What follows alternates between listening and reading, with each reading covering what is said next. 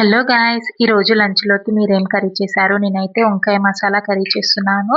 ఇది నాకు చాలా ఫేవరెట్. సో, ఇష్టంగా అయితే చేస్తున్నాను.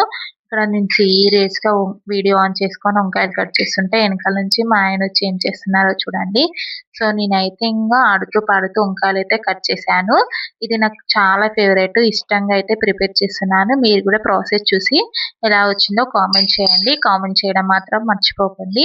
అలాగే కొంత సబ్స్క్రైబ్ కూడా చేసుకోవచ్చు కదా గాయ్స్. సో, ఇంగా ఇందులోకైతే జీలకర్ర, ఆవాలు, కావాల్సిన మసాలాలు, కొద్దిగా పల్లీలు, కొంచెం నువ్వులు ఏయించుకొని మీడియం ఫ్లేమ్‌లో పెట్టుకొని ఏయించుకోవాలి. ఏయించుకున్న తర్వాత అందులోనే కొద్దిగా చిన్న ముక్కలుగా కట్ చేసుకొని పచ్చి కొబ్బరి, మన దగ్గర జీడిపప్పు ఉంటే జీడిపప్పు కూడా వేసుకోవచ్చు. ఇందులోకి జీడిపప్పు టేస్ట్ చాలా బాగొస్తుంది.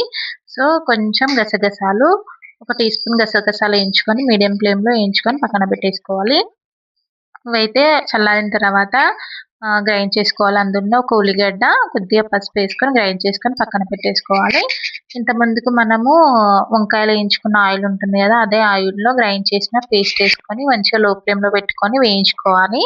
ఆయిల్ పైకి తేలేంత వరకు వేయించుకున్న తర్వాత అందులోనే వంకాయలేసుకొని మనకి గ్రేవీకి తగ్గట్టు ఒక కొన్ని వాటర్ అయితే ఏసేసుకొని మంచిగా లో ఫ్లేమ్‌లో పెట్టుకొని మూత పెట్టేసుకోవాలి. ఇంక కొంచెం దగ్గరయ్యేంత వరకైతే మూత పెట్టేసుకోవాలి.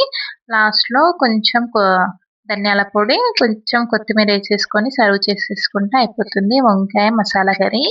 టేస్ట్ అయితే చాలా వచ్చింది. మీరు కూడా ట్రై చేసి ఎలా వచ్చిందో కామెంట్ చేయడం మాత్రం మర్చిపోకండి. వేడి వేడి రైస్‌లోకి ఇంక కర్రీ ఏసుకొని తింటున్నాను. చాలా బాగుంది టేస్టు. సో, ఇంగ మీరైతే ఏం కర్రీ చేసుకున్నారో కామెంట్ చేయండి. సబ్స్క్రైబ్ చేసుకోవచ్చు కదా గాయ్స్!